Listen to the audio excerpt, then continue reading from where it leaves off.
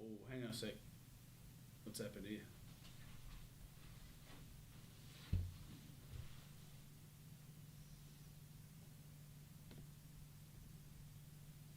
There you go. Brilliant.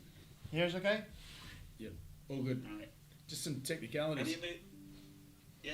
Did I go into soft focus for you, Ronnie? Was that it? Sorry, mate, I missed the whole question.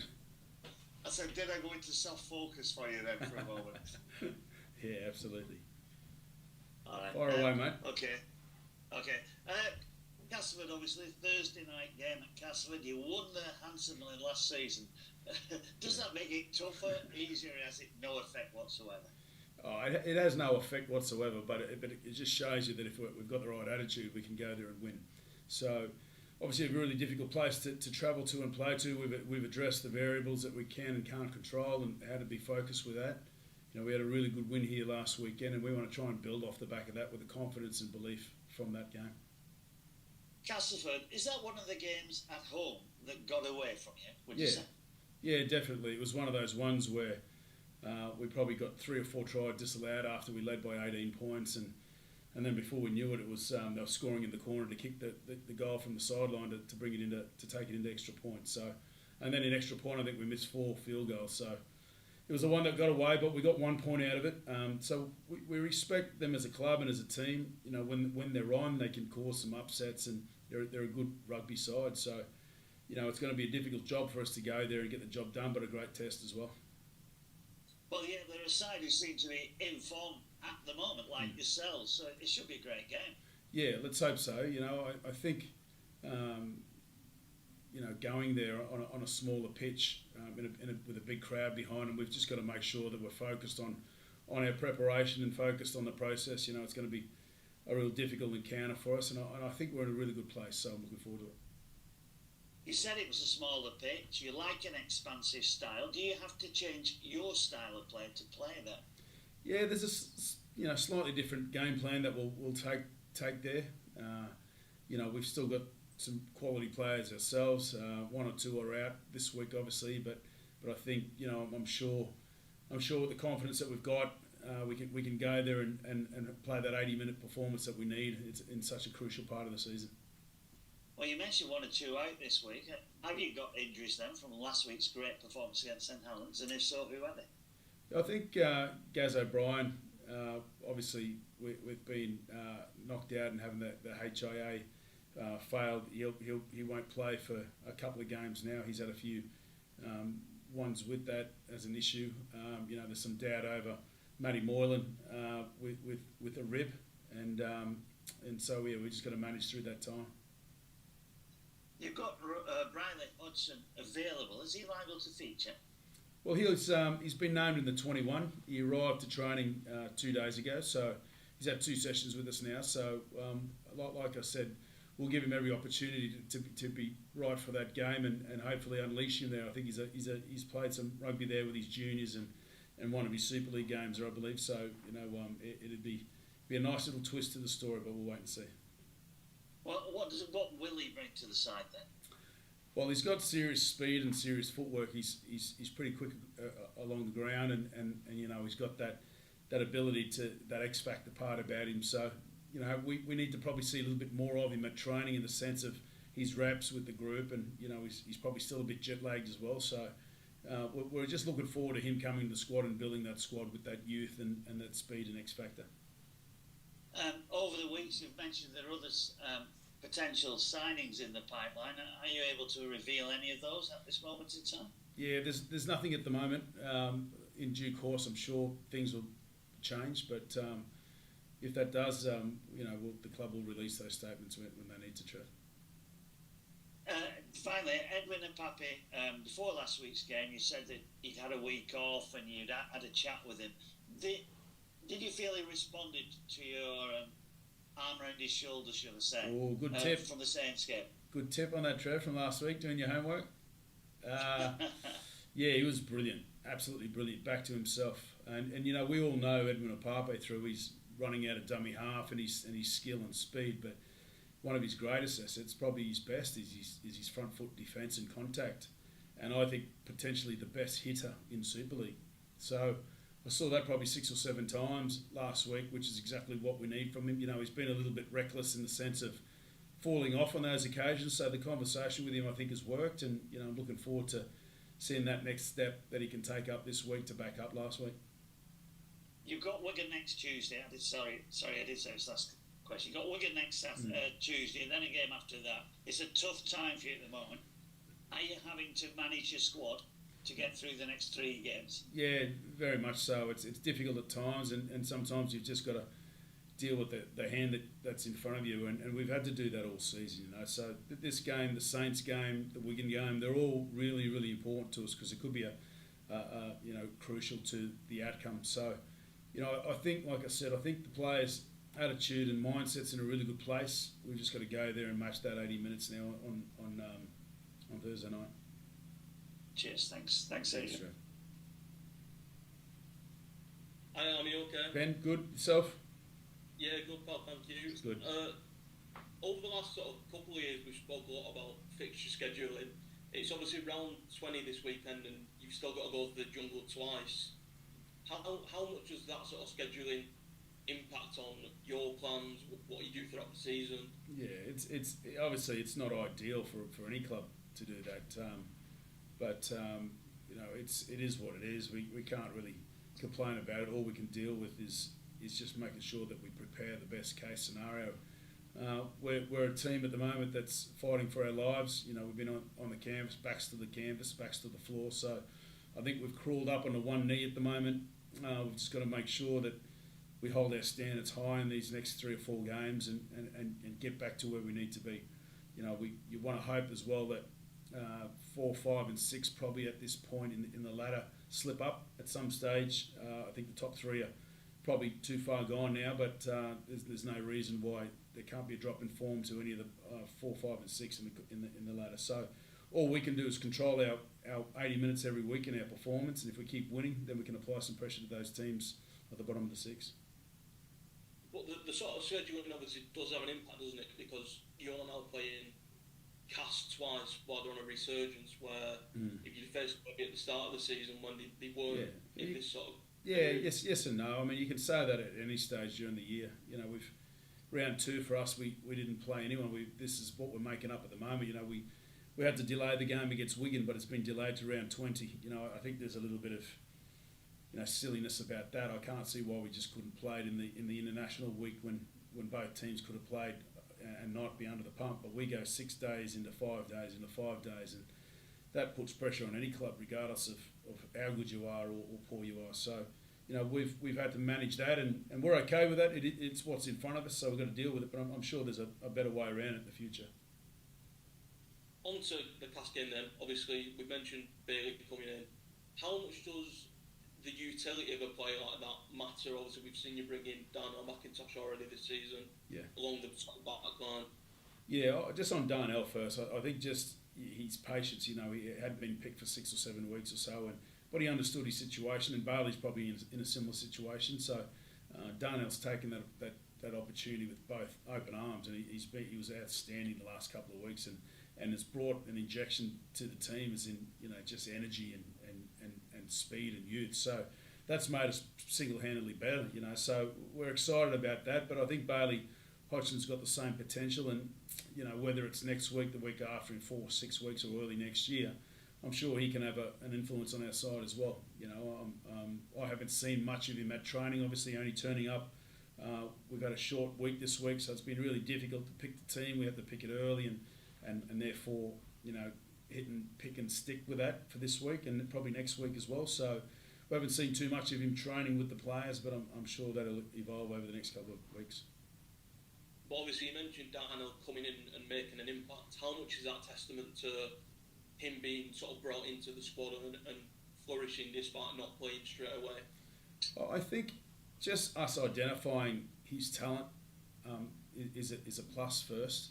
You know, I don't know how he wasn't picked every week there at Hull, but, you know, to come here and to do what he's doing at the moment, it looks like he's been here for years. So I'm really excited with him just to get a pre-season under his belt, under our coaching staff here, and where we can take him to the next level.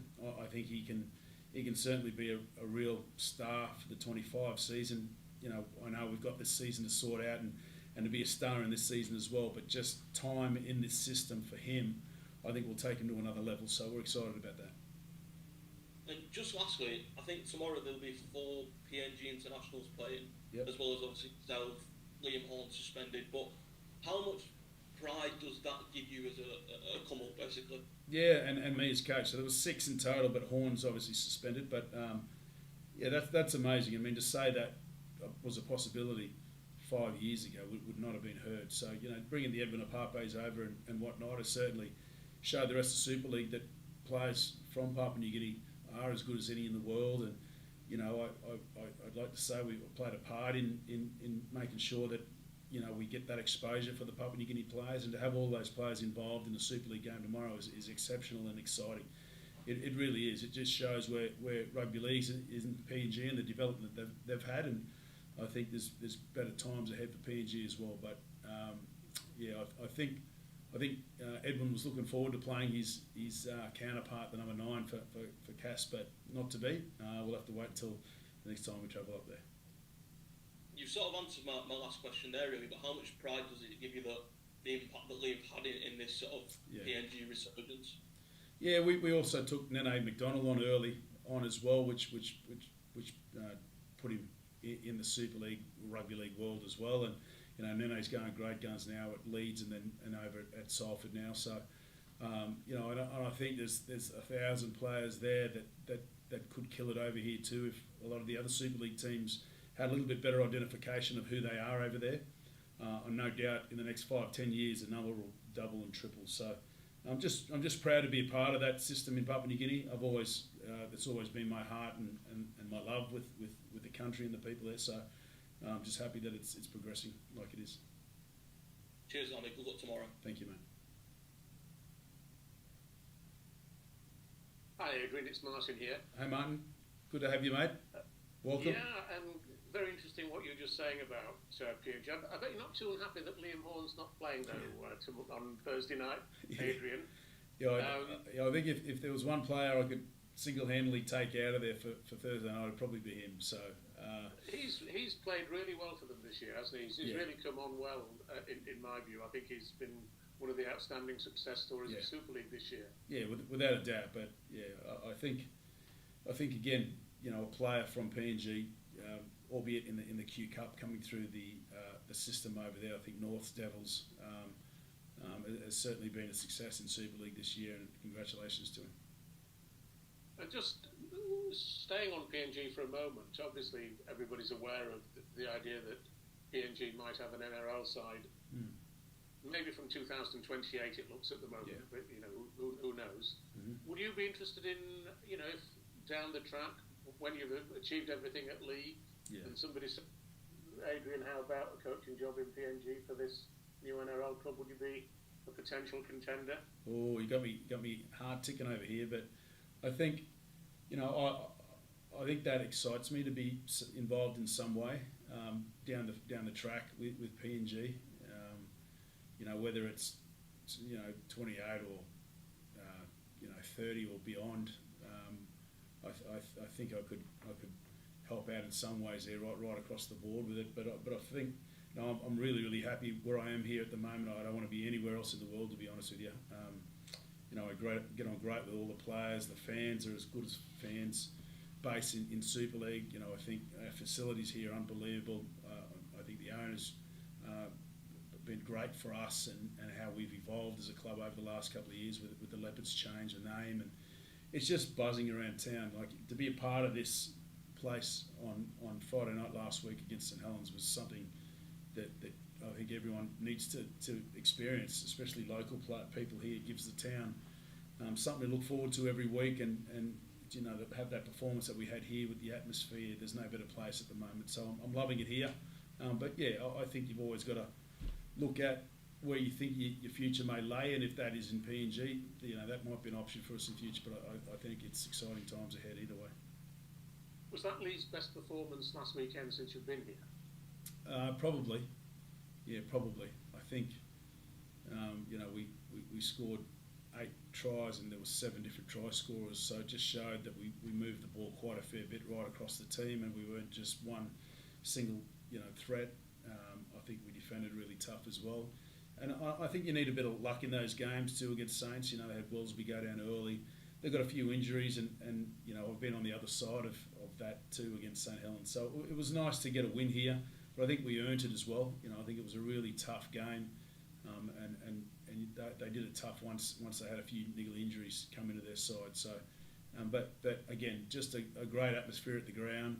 I think the fans are still talking about the event. It's become an event to come to the game here. So, massive credits to Derek Beaumont and all the staff that are working really hard underneath him. It's interesting what you were saying about young Darnell McIntosh a bit earlier. Mm-hmm. And, I've always enjoyed watching him because he's one of those guys who seems to play with a smile on his face to me. Yeah. And I always like that sort of player. Yeah. But he played a great role in that Kai O'Donnell try, which I think is a potential contender for try of the year. Yeah, I agree. I agree with that try. I thought, it was only 30 seconds earlier Darnell was saving a try up the other end, and helping out with that to be able to turn that around and go the full length really just before half time was certainly a massive part of the first 40 minutes. But Darnell's just brought a lot of energy to us. He's a player that sits there and listens really carefully. So I'm excited about his growth and where we can get him to over the next 12 months. I was just talking to Craig Lingard a bit earlier at their press conference, and he made an interesting point. He said he thinks that you're very clearly a top six side, and if you can get into the top six by the end of the season, he thinks you've got a great chance of winning the competition, winning the grand final.